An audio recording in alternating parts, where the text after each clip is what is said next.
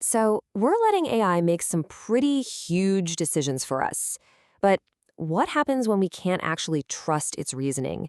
That's the big, scary question we're diving into today, and it leads us to this really fascinating concept called the lattice. You know this person, we all do, right? That intern who sounds so sure of themselves, even when they are just, completely making it up as they go along. Well, that's pretty much a lot of AI today. All the confidence in the world, but not always the facts to back it up. The experts call this hallucination. And let me tell you, it stops being charming real fast when that intern is in charge of something important. Okay, so this whole confident intern thing, it actually has a technical name. It's what the industry calls the black box problem. And honestly, it's one of the biggest things holding us back from having AI we can actually truly trust. And look, we're not just talking about a chatbot messing up the lyrics to a song here. We're talking about AI being used in really serious places, like healthcare, finance, our critical infrastructure. The truly terrifying part is that sometimes even the brilliant people who built these things can't tell you exactly why it decided what it did. It's just a black box. So you gotta ask, what happens when a regulator comes knocking and asks, hey, how did your AI come up with that conclusion? I mean, this is the question that should be keeping executives up at night.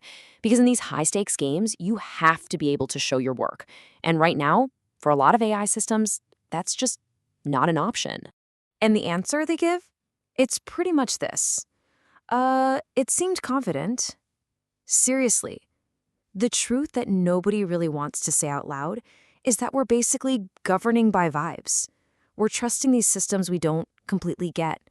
And that's not just a bad business plan, it's genuinely dangerous. Oh, and it gets worse, believe me. This isn't some abstract philosophical debate.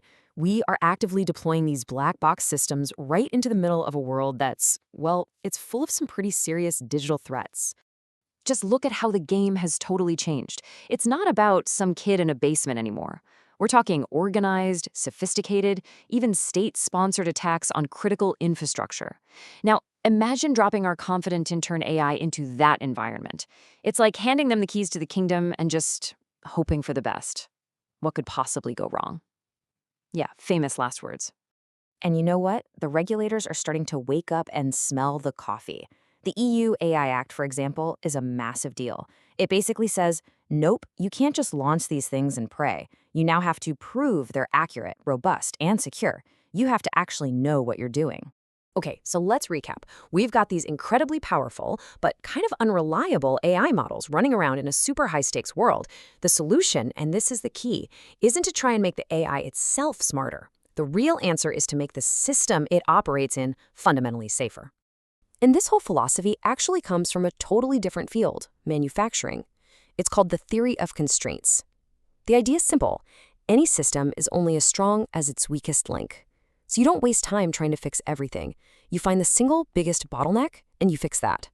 For us, that bottleneck, that weakest link, is our confident intern. So here's the pivot. What if, instead of trying to teach our intern not to be, well, an intern, what if we just built a system of rules around them that they simply could not break? Like, think of them as guardrails. No matter how creative or confident they get with their bad ideas, they physically can't drive the car off the cliff. Okay, great theory, but how do you actually turn that into code? Well, that's where the lattice comes in. It's this new kind of cognitive operating system designed for AI, and its secret weapon is something called crash-free constraints.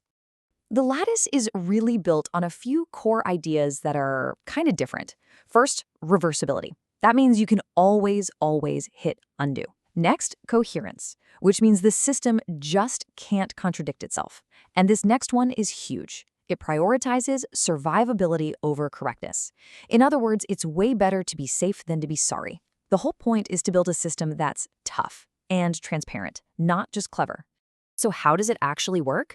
Well, when a potential bug or vulnerability is found, the system doesn't just slap a Band-Aid on it.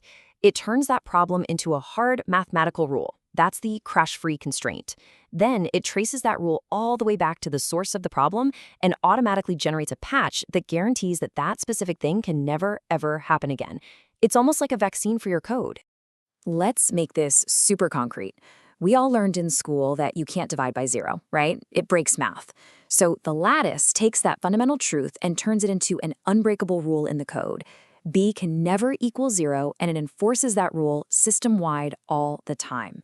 It's about taking these basic common sense principles and embedding them so deeply into the system that they can't be violated. So let's pull back for a second. What does all this actually mean for the future?